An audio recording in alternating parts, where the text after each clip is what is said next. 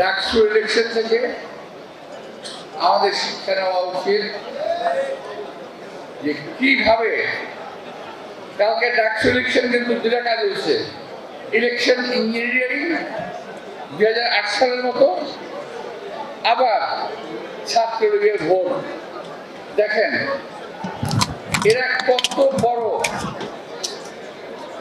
কত বড় মুনাফিকের দল। এর শুধু দেখেন এদের কারণে 2008 সালে নির্বাচন হয়েছিল। দেশ নেত্রী বেগম খালেদা জিয়া নির্বাচন যেতে চায় নাই, জোর করে মুজাহিদ সাহেব আলাদা বেশ করুন নির্বাচনে নিয়ে গেলেন, এবং তার ফল কি হলো?